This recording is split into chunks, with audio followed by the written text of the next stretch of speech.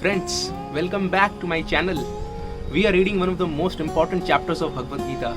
This chapter is like a gist of the Gita, like a summary. In the last video, we saw Arjuna is further raising doubts and challenges that his mind is throwing at him regarding fighting the battle. So today, let us see texts 8 to 11. and find what more queries he is getting in these regards. Text 8. न हि प्रपश्यामि मामपनुद्याद् यश चोकम उच्छोषणम इंद्रियाणाम अवाप्य भूमाव असपतनम वृद्धाम राज्यम सुरानाम अपि चाधिपत्यम. I can find no means to drive away this grief which is drying up my senses.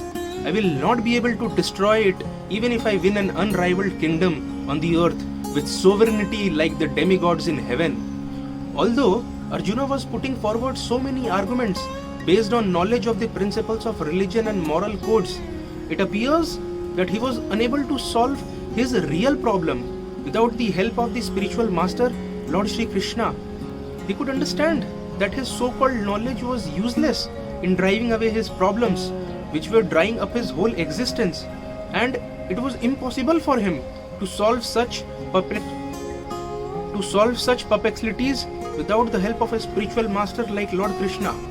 Academic knowledge, scholarship, high position, etc. are all useless in solving the problems of life. Help can only be given by a spiritual master like Krishna. Therefore, the conclusion is that a spiritual master who is 100% Krishna conscious is the bona fide spiritual master, for he can solve the problems of life. Lord Chaitanya said that one who is master in the science of Krishna consciousness, regardless of his social position, is the real spiritual master.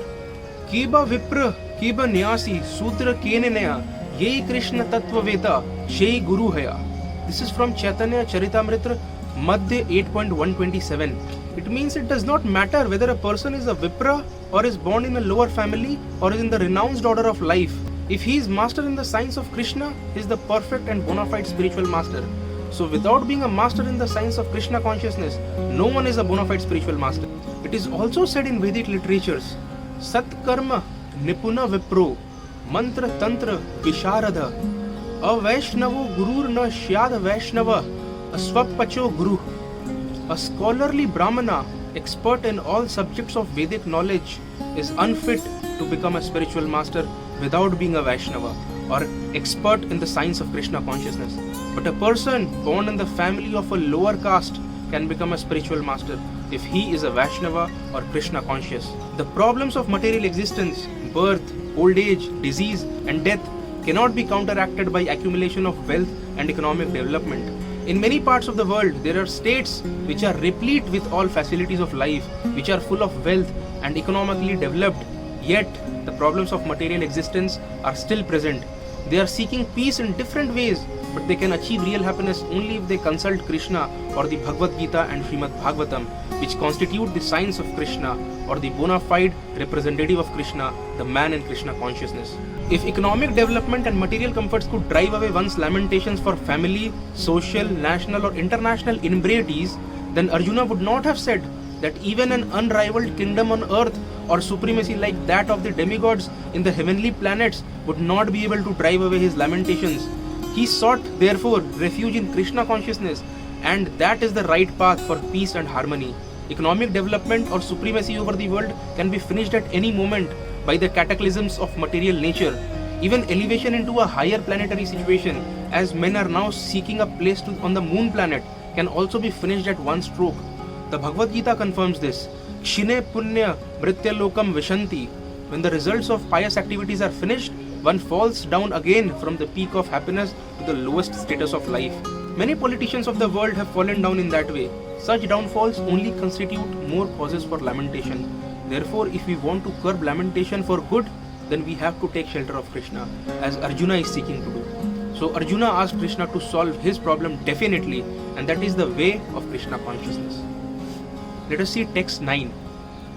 Sanjaya Uvach Evam Uktva Rishikesham Udakesha Parantapa Na Yotsya iti Govindam Uktva Tushinim Babhuvaha. Sanjaya said, having spoken thus, Arjuna, the chastiser of enemies, told Krishna, Govinda, I shall not fight, and fell silent.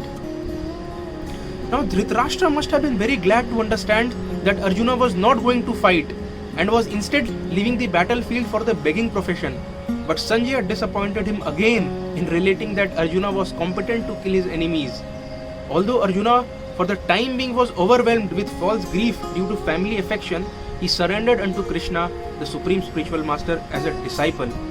This indicated that he would soon be free from the false lamentation resulting from family affection and would be enlightened with perfect knowledge of self-realization or Krishna consciousness and would then surely fight. Thus, Dhritarashtra's joy would be frustrated since Arjuna would be enlightened by Krishna and would fight to the end. Let us see text 10. Tam uvach Rishikesh prasanna iva bharata senayor ubhayor madhye vishidantam idam vacha. O descendant of Bharata, at the time Krishna, smiling in the midst of both the armies, spoke the following words to the grief-stricken Arjuna. The talk was going on between intimate friends, namely the Rishikesh and the Gudakesh. As friends, both of them were on the same level, but one of them voluntarily became a student of the other. Krishna was smiling because a friend had chosen to become a disciple. As Lord of all, he is always in the superior position as the master of everyone, and yet the Lord accepts one who wishes to be a friend, a son, a lover, or a devotee, or who wants him in such a role.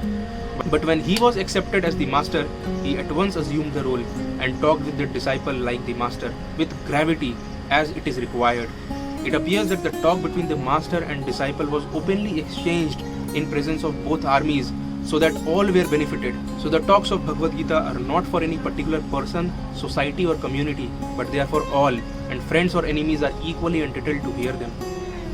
Let us move to text 11. Shri Bhagavan Uvach Asochayan Anvasochastvam Pragya Vadamscha Bhashashe Gatashun Agatashumscha Nanu Shoshanti Pandita.